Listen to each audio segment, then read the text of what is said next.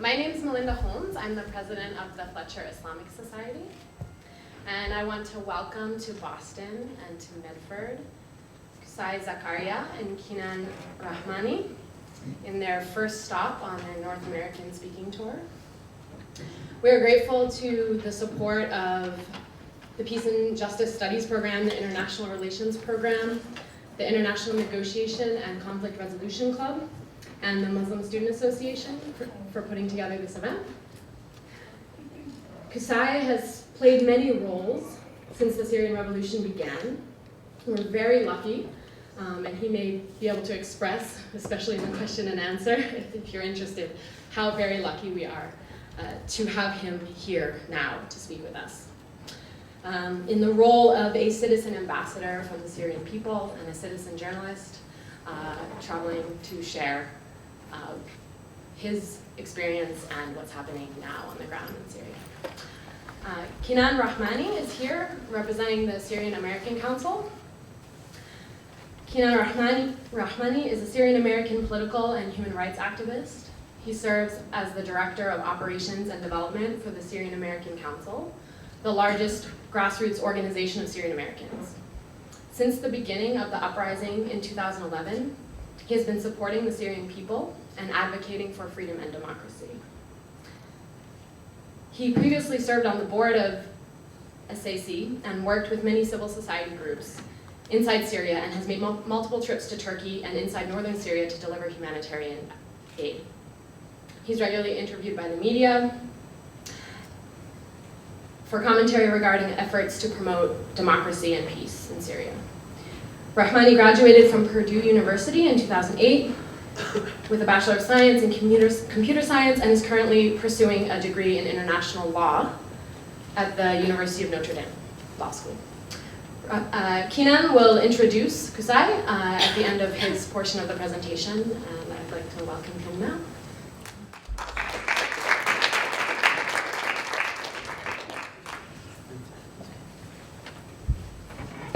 Thank you very much, and thank you to all of the organizations and clubs that came together to make this event possible and successful. It's my honor and privilege to be here to speak to you about a very important issue, an issue that none of us can afford to forget about, an issue that I never forget about even for a moment, because I have family inside Syria. But even more importantly than the fact that I have family inside Syria is the issue that I feel what's going on in Syria is an inherently very human struggle, and a struggle that I relate to on the very deepest of levels. It's the struggle of people who have been oppressed for a long time, wanting their freedom. And so I would support that struggle regardless of who the people are, where they live, because I believe that every race, every people deserves to have freedom, deserves to have life and happiness. So as you listen to Qusai today speak about very harrowing experiences and horrific circumstances that he lives through in Syria, I hope that everyone can keep in mind the enormous burden that each of us carries to share those stories with others. The conflict in Syria is one that's ridden with misinformation. Unfortunately, the media picks up on sound bites and doesn't often portray the full story.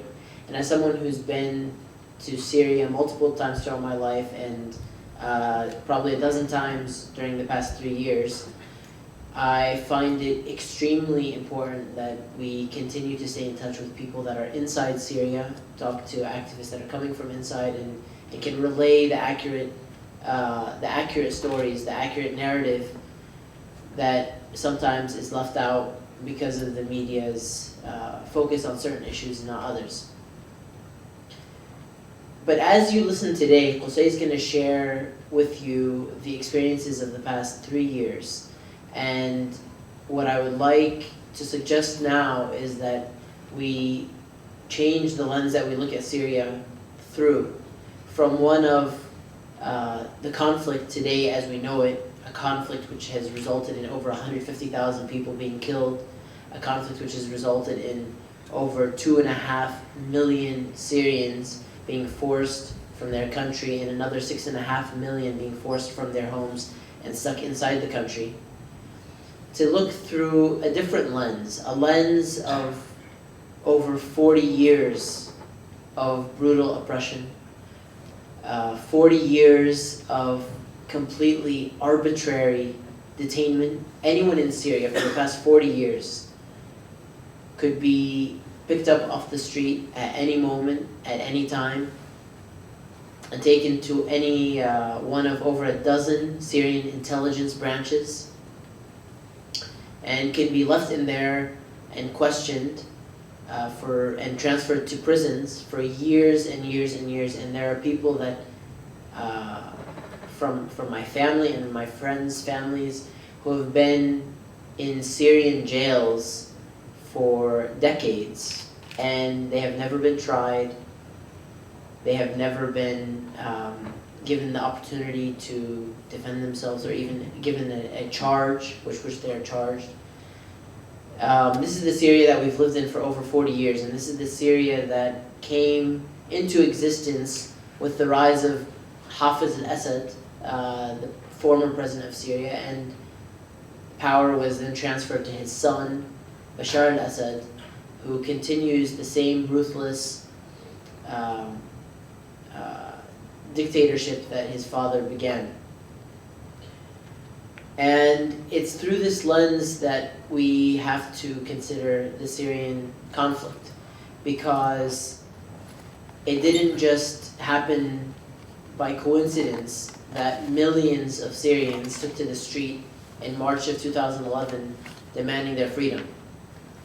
It wasn't as if they were living a very normal life and one day they all just decided that they wanted a new president. It is in fact the case that Syrians have never known a former president of Syria.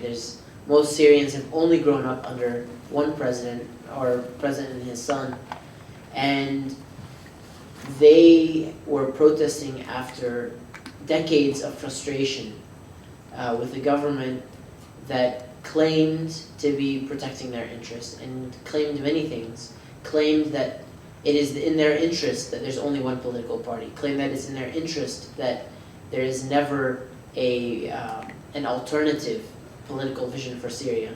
But they all knew secretly that this is a government that didn't really care about their interests at all. This is a government that cared only to enslave the Syrian people. And of course, what I'm telling you on the political side extends throughout all sides of Syrian society. Culturally, Syrians have been suppressed for the past 40 years. They haven't been allowed to have artistic or other forms of expression. Economically, the government owns over 70% of the private sector. The private sector is owned almost 70% by the cousin of Bashar al-Assad, Rami Makhlouf. So there are people that deserved, obviously, something better, and they decided in March of 2011 to do something better. And that's the narrative that we have to look at Syria through, and that's where Qusai's story is going to come in, starting in March of 2011, explaining how they started originally protesting peacefully in the streets, holding up very, very noble messages that they were opposed to religious sectarianism and division, that the Syrian people are one, that they were opposed to violence. But unfortunately, the Syrians that went into the streets chanting Silmiye, Silmiye, which means peaceful, peaceful, those Syrians were rounded up. They were detained. Their homes were raided. They were taken into detention centers, and they were tortured to death. And I'm sure probably most of you have seen very recently there was a leaked file showing that showing 55,000 images of Syrians who have been tortured to death in Syrian detention centers. I don't know a single Syrian that has not been affected by the Assad regime, who has not had a relative who has been imprisoned or has lost his job or has been kicked out of, exiled from the country. There are a lot of Syrians who have been exiled from the country, and there are Syrians also who were prevented from leaving the country. They were like basically in a jail without walls for decades, stuck inside Syria, unable to visit their families that are outside, and their families unable to visit them. And over time, with the Assad regime gradually escalating the violence against the Syrian people, originally they started detaining activists and firing at protesters in the streets. And then as the protest movement grew, this is something, to us it seems very obvious that if you shoot at protesters, they're going to be very unhappy. And then other people are going to come out and protest. And if you continue this cycle, eventually you're going to have the whole country unhappy with you, and everyone's going to be protesting against the regime. And this is why this is part of the reason. This is one reason of many why I oppose the notion of calling what's going on in Syria a civil war, because at this point it's basically the government against the entire population that hates the government. With like a very narrow exception of people who benefit directly from the government and who have been managed to stay relatively safe over the past 40 years because of the government's buying of certain sects within the Syrian society. And then as the protests grew and we saw, Qusai will play a couple of videos, but there were protests in August of 2011, a single protest that had over 700,000 people in a single city in Hama. And so the government decided that firing at protests probably wasn't going to cut it.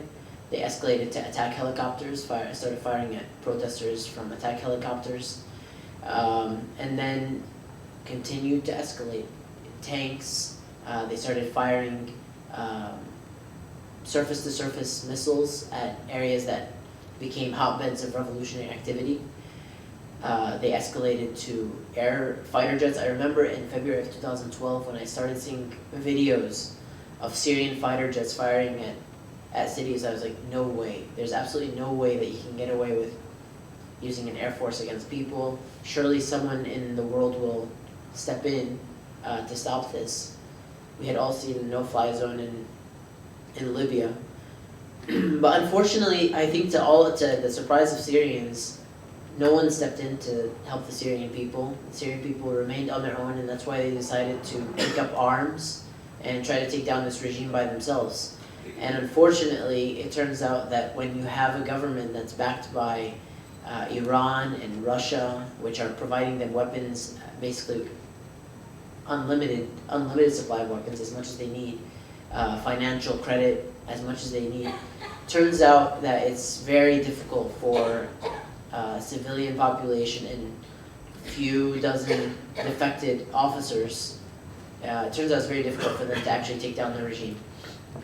And that's what we're seeing today. What we're seeing today is the majority of Syrians, a huge portion of them who have taken up arms against the regime, who have liberated many areas within Syria where the government no longer exists, and they continue to fight against a regime which is dropping barrel bombs on them, firing rockets at them.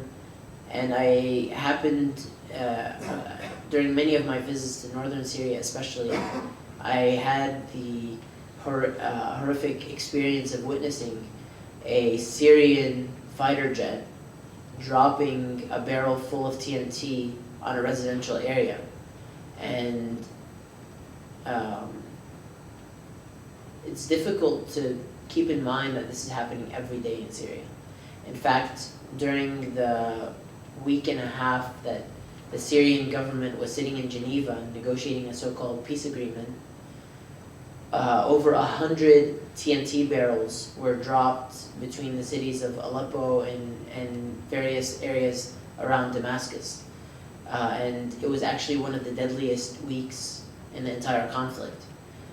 And this was while the regime was sitting in Geneva negotiating peace talks.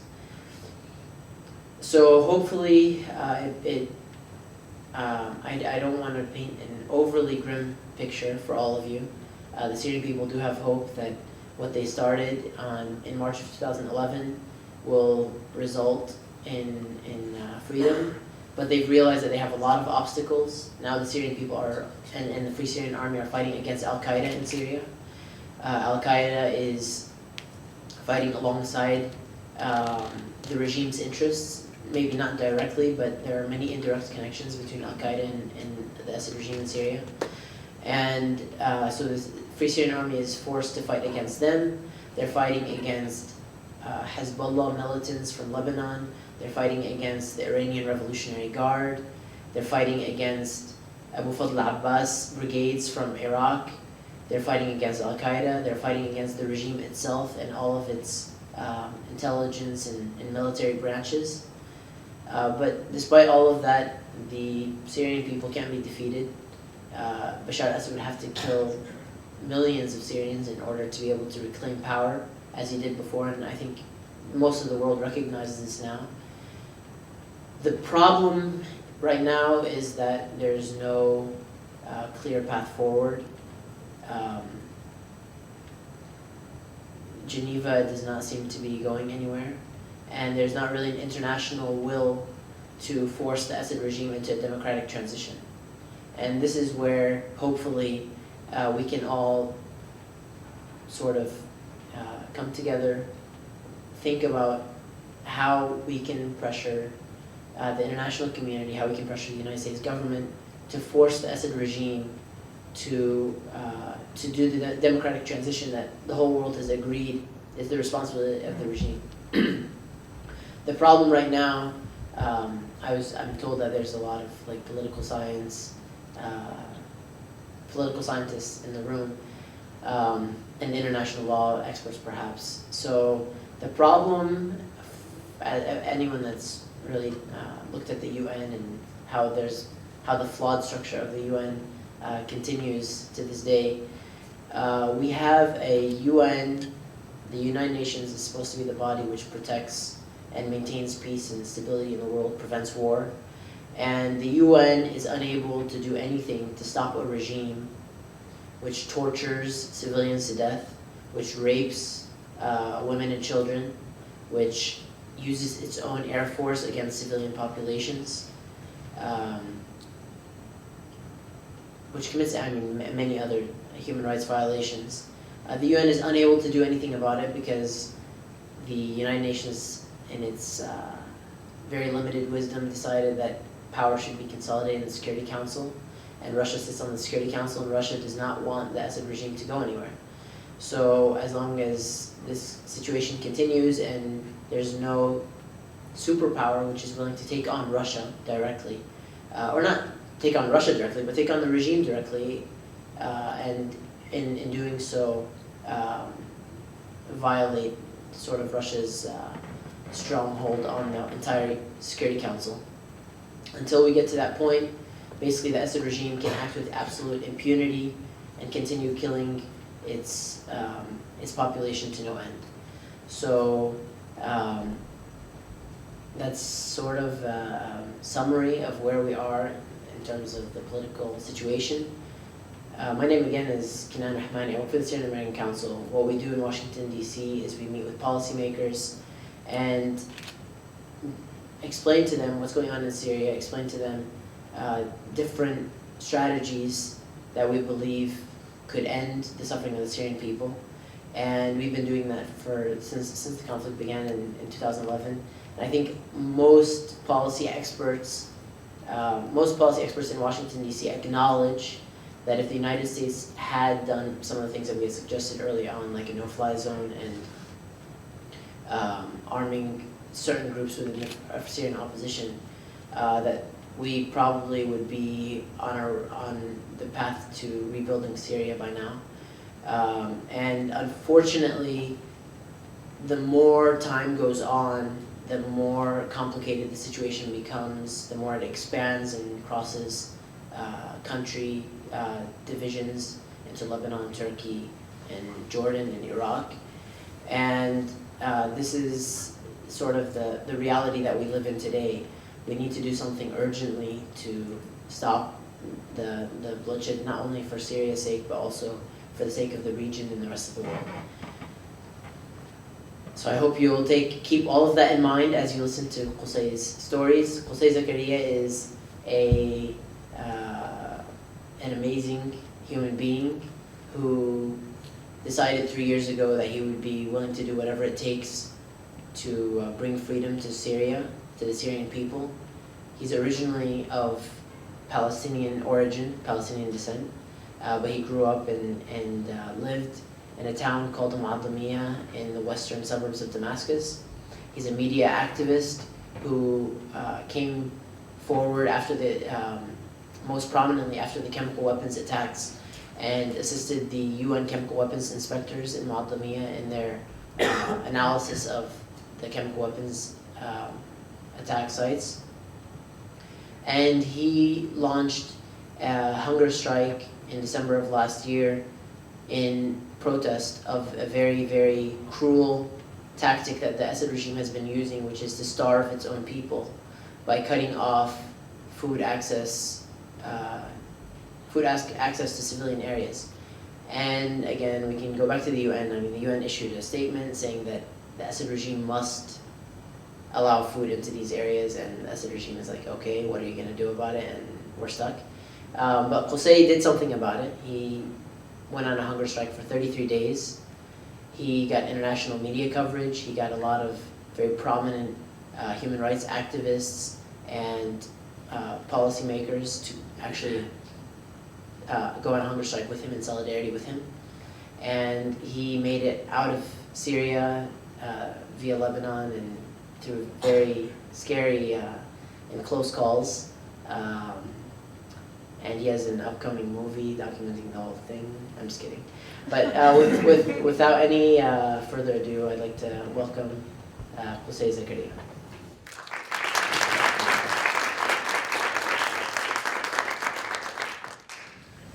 Hello everybody, thank you all for coming today.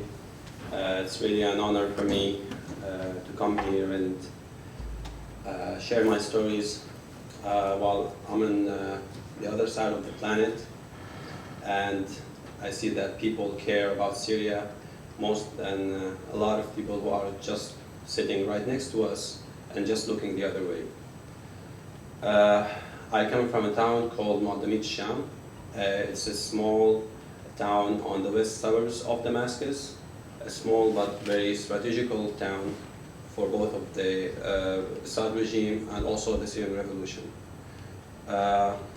Before the uprising, I was working in Four Seasons Damascus hotel and also studying English translations in Homs. I participated in the Syrian revolution since the very beginning. Like Kenan was explaining to you, the problems in Syria didn't start at March 15, 2011. We've been living under the dictatorship of the Assad family for decades. I've seen with my own eyes how we were treated like cows by the Assad regime. It only took a spark coming from Daraa, while some children in Daraa decided to write the words of freedom on their school walls, and the Assad intelligence responded on arresting these small children and tortured them. And when their families went to the Assad branches, intelligence branches, and asked to let them free, the Assad responded in firing at the families, and it caused the uprising. We started the peaceful demonstrations against the Assad regime. We were demanding in freedom and dignity and Syria for all, dreaming about democracy, asking the same kind of luxury that you are living here in the States and other people are living all across the world. The Assad intelligence and military responded in firing at us, arresting people, making raids on their houses. Sometimes they raped women in front of their families and their children to prevent people from standing against the Assad regime. Sometimes they took dozens of young men, beat them in the middle of the streets, throw them in garbage cans, and ask them to stay there until they return. They used all the possible ways of humiliation and torture and violence trying to stop us. But our answer was to become more determined on taking down this fascist regime. But while during the first 8 months of the uprising, the Syrian people lost over 15,000 documented people by the Assad regime, and that caused some honored officers from the Assad army to dissent. The civilians in uprising places like Muaddamia decided to get some weapons, very simple and light weapons like AKs or shotguns, to stand against the Assad intelligence patrols. And when we did that, the Assad responded in launching massive military attacks and invasions against these populations. In Muaddamia, the Assad regime invaded the town twice. They killed over 450 people. Most of them were butchered by knives or burned alive. They used to write lines with people's blood on the walls, saying this is what's going to happen to anyone stand against the Assad regime. It's either Assad or we burn Syria. Bashar al-Assad stated dozens of times on international media that he's going to turn Syria into a new Afghanistan if anyone tried to take him out of power. I really wanted to start working as an activist and take advantage of my English skills since the very beginning. But believe it or not, the only obstacle for me was to have a simple Android cell phone, to use it to communicate with the world. At the end of November 2012, the Assad regime shut off Muaddamia from all the basic supplies of life like power, gas, food, medicine, everything. Anyone who tried to come in or out of the town, they either get killed by the Assad snipers, or worse, to get captured and tortured to death, and then throw their bodies on the nearby roads with notes saying this is what's going to happen to anyone who's going to try to leave the town. We managed to survive the first 7 to 8 months of the blockade of the basics of the supplies of life in Muaddamia by surviving on the homemade supplies and simple kinds of food like rice and sugar, because in country towns in Syria people goes on having extra amounts of food, and also because at least 55,000 people were forced to be displaced from Muaddamia because of the Assad violence. The constant shelling and bombardment didn't stop from almost 2 years till now, using all the heavy weapons that they have, land missiles, aircrafts. They are using brand new Russian and Iranian missiles with a big, massive amount of destruction. On 21/8/2013, I was exposed in the chemical attack attempted by the Assad regime. My heart stopped for 3 minutes after I was exposed with sarin gas. I was placed with the deceased for almost 45 minutes until one of my friends noticed that I'm with the dead bodies, and he was looking after me and started crying over me until he noticed that I'm alive, and it was a miracle for me to come back alive. What happened at that day, that I was up doing the Fajr prayer around 4:45 a.m. and it got to my attention hearing strange alarms coming from Damascus, the kind of whistles that you hear in World War II movies when there is a big air raid or something like this. We got familiar with all the Assad weapons, so we could recognize the kind of weapon they are using by hearing the sound. Within seconds, I started hearing the rockets flying on low distance off the ground, and it was also strange for us. It felt like a small jet flying close to the ground. The closest rocket hit almost 100 meters away from the house I was staying in, along with 4 of my friends. Within also seconds before I was able to know what's happening, I lost my ability to breathe. My chest felt like it's going on fire. I wasn't able even to scream or talk with my friends to alert my friends. So I started beating my chest really hard for like a dozen of times until I was able to get my first breath. It was so painful. It felt like my chest was teared up by a knife made of fire.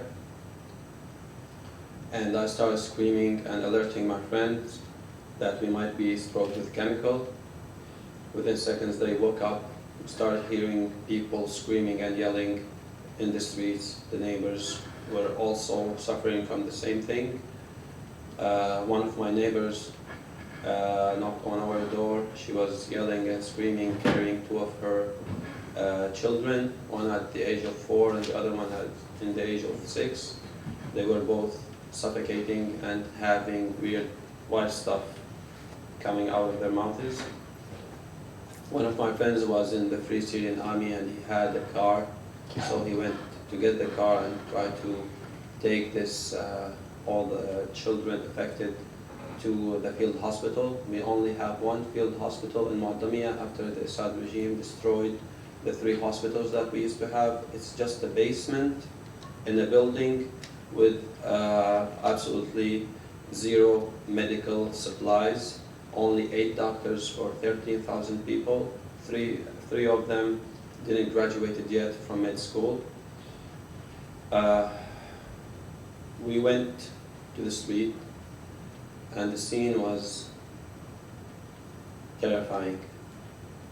I always use the expression of Judgment Day because we all hear stories how it will be confusing and terrifying, not knowing what's going on and feeling that there's something really wrong happening. People were running and falling on the ground with no single drop of blood. Women, children,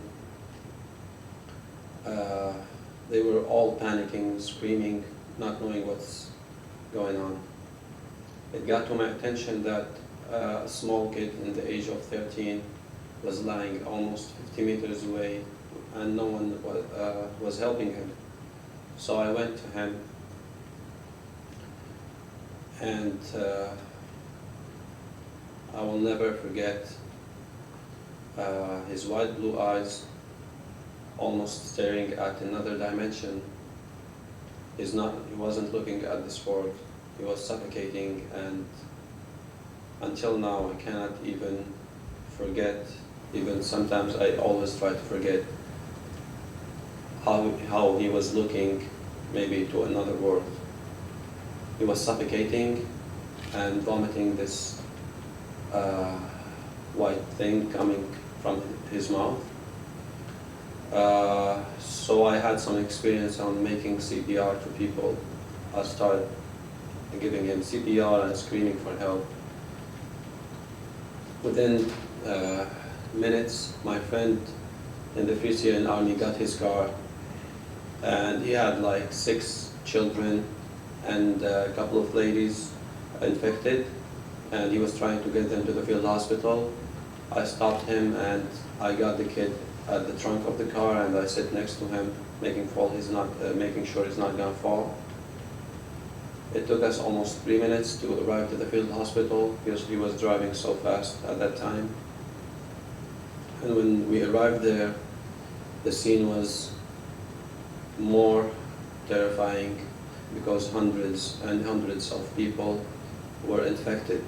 At Mardamia, we registered at least 550 people got exposed by sarin gas at that day. The minute my friend stopped the car, I tried to get off the car. I fell on the ground and I went unconscious. They got me into the field hospital. The doctors gave me a shot of atropine and gave me CPR, but my heart stopped and they thought that I was dead, and they had hundreds of people to also check on. So they placed me with the deceased,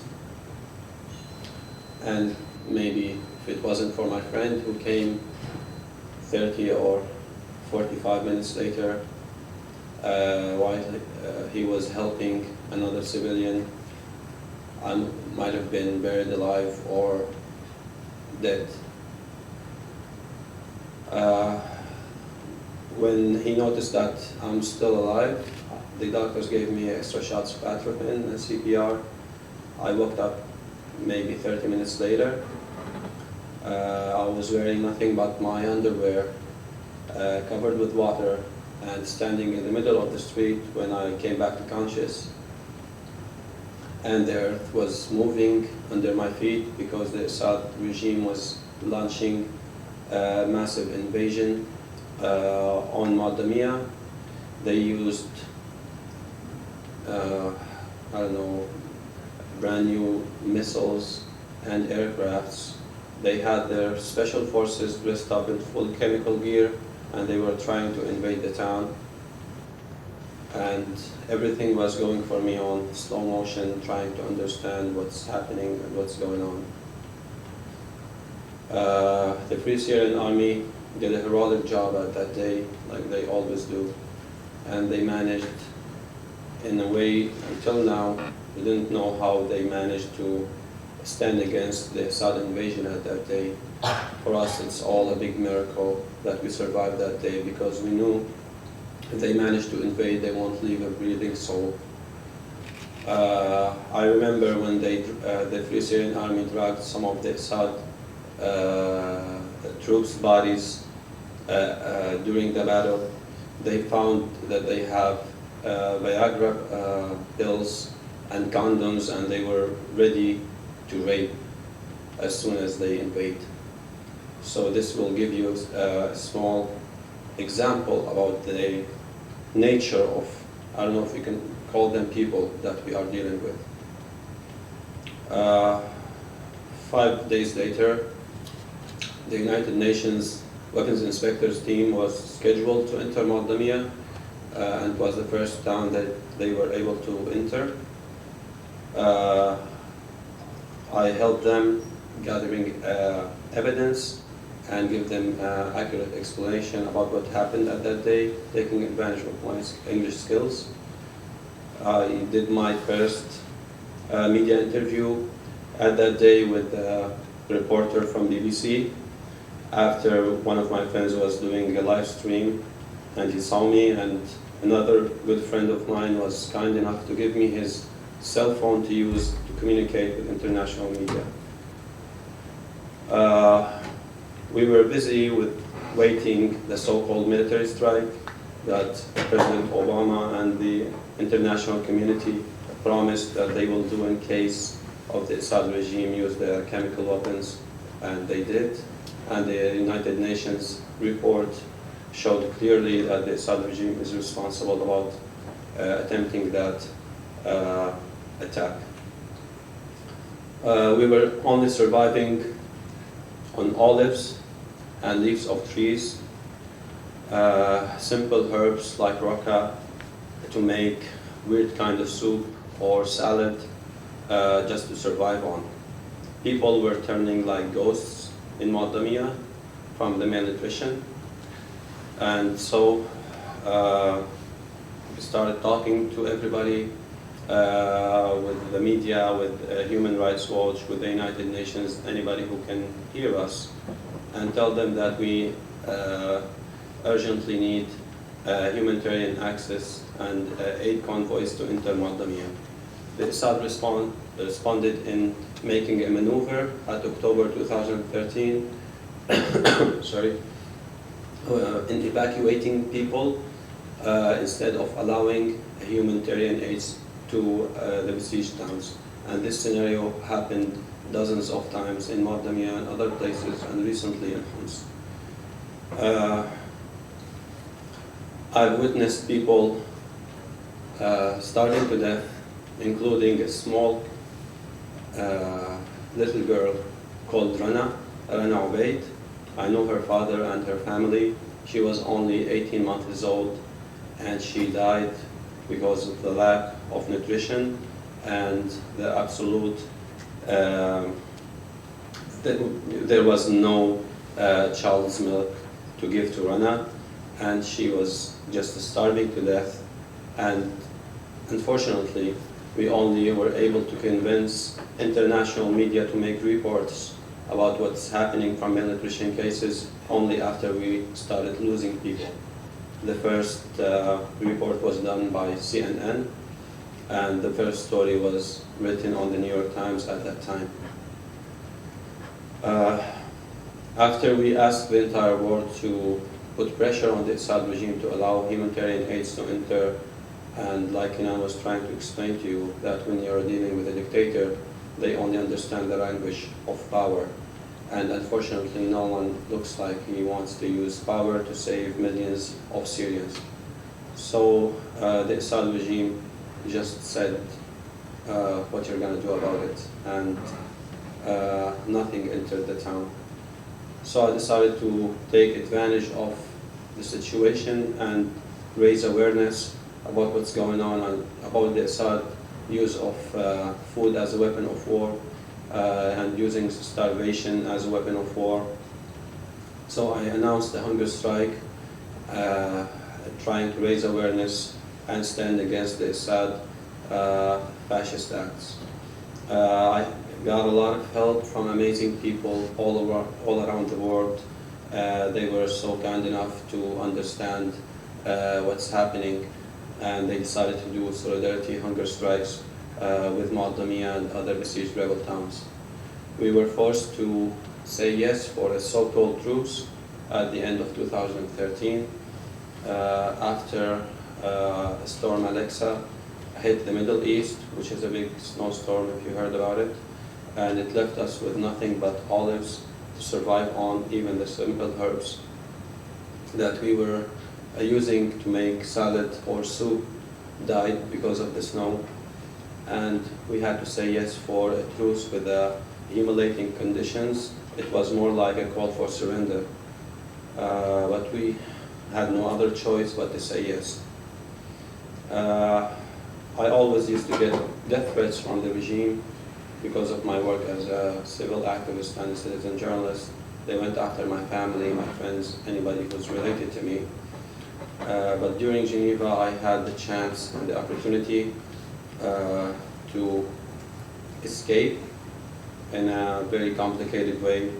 They tried to explain to a couple of friends and take a lot of time, so I'll save it to later. I'm here to tell you that what you're hearing is true. It's not a Hollywood movie. It's not just something you see on CNN after they made a report about Miley Cyrus or another American or Hollywood superstar. There's millions and millions of people suffering and dying inside of Syria, and their only fault was asking for freedom and dignity and dreaming about the luxury that you have here in the States of making your own choices and deciding what to do with your life. There is absolutely no words to describe what's going on inside of Syria. and the amount of suffer that the people in Syria are suffering from. But I have a couple of videos that I filmed while I was inside in Syria, or some of my friends filmed me. ما تزبط معك وين؟ ضربوا؟ العالم طالعة من الجامع. ركض محمد، راكد ركض أسامة. ما حسيت بشيء. أنا ساعة محمد وعلى الموتير وركض. قطع هيك كل شيء ضوء. سمعنا عالم حوالي كأنهم ما أعرف عمار. الفوت للأكياس. بغير بلد. نادولي. عم يضربوني يعني عم يحملوني ما حس المي على جسمي. عم تفوت بقلب ترمية بس ما قدران في. ما ادري شلون هيك ضليتني. ماني حاسس بشيء. واحد صار يقول لي شهاد. أحلى شيء. شهدت هيك عارفة لأنه عم بحكي إني عم بشهد بس صوتي ما عم يطلع. آخر شي هيك صرخت. ضليتني عم صرخ هيك صوتي ما عم يطلع وآخر شي هيك طلع صوت. كل اللي حوالي هيك. الله تشوفوا لي إياه. يتصل أنس يتصل. والبدارية. بعدين صار إيش صار يصير حوالي. رجعت غفلت مرة ثانية شفت هيك بياض بجسمي بس بعدين حسيت حالي قوي زماني وقفت ومشيت شي 3 صاروا مسكوني شي 3 مسكوني بعدين زبطوني بعدين الحمد لله الحمد لله الحمد لله يا شباب أول مظاهرة أول جمعة. This video, one of my friends filmed me after I was exposed. I always had like this flashbacks or sights when I was unconscious. There's absolutely no words again to describe what happened that day. This is something cannot be happening in the 21st century. That a lunatic like Bashar al-Assad has access to all these weapons and he can use whatever he wants of these weapons on civilians without even considering having consequences. And that's why we are asking for help. The next video will be about the United Nations Weapons Inspectors team arriving to Madamia and explaining to them what happened and helping them gathering evidence, because we always hear stupid stories from people that the Assad regime might not be responsible about launching sarin gas at 21/8.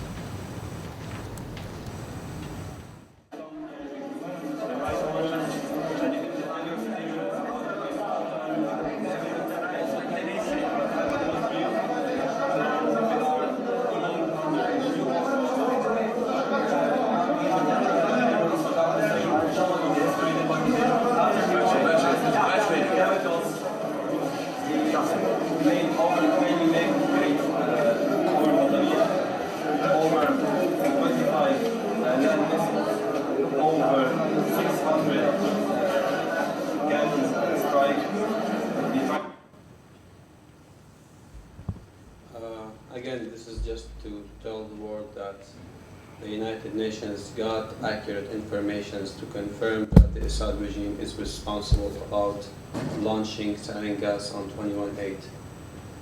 The final video will be about announcing the hunger strike to stand against the Assad starvation order. If you can play it with that. It's been over a year since the beginning of the brutal siege by the Assad forces on Madamit Sham and Daraya and a lot of other rebel towns all across Syria to make the civilians either kneel to Assad or have them starving to death. And after we have asked the entire world to make some serious pressure to break this brutal siege, and after we lost dozens of children and women by malnutrition, I'm announcing a hunger strike, and I'm asking all the decent humans all around the world to raise their voices and put some pressure upon their governments to make serious acts to stop this brutal siege. Please break the siege on the rebel towns in Syria. Qusai Zakarya, Mohammed Story, 25/11/2013. Chosen this place to film the announcement of the hunger strike because it used to be a kindergarten and it was bombed by the Assad forces. 25 kids died along with a dozen of adults. Most of them were teachers or parents. And also, if you notice that behind me there was some simple herbs that we were trying to plant. The olives that we miraculously survived on for months. It was all an attempt, or let's say, a try to tell the world and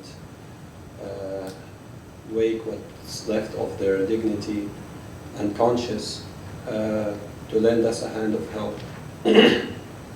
But unfortunately, until now, nothing happened, and we've been living under this, unusual and terrifying reality during the past 3 years. Right now, there's over 10 million people Syrian displaced internally and outside of Syria. At least 150,000 documented civilians were killed. The numbers are way much higher. We're talking about at least 200,000 people stuck at the Assad prisons. Most of them are being tortured daily.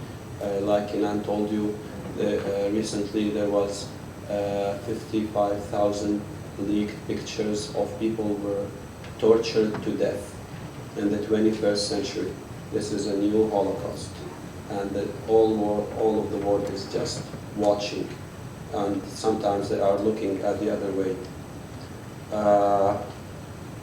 What I ask from you is to respect the Syrian people and the Syrian revolution, to spread the word about what's really going on in Syria, to have accurate information sources so we won't be lost in the Assad propaganda and their partners in crime like Russia and Iran and Hezbollah and other black powers on the conflict. The American people witnessed the 9/11 terrorist attacks, and thousands of innocent people died because some lunatics had access on power. This is in a similar way happening right now in Syria. We have lunatics on access of power, and they are using this power to kill innocent people. Your support is our strongest weapon, and thank you very much for coming today. Appreciate it.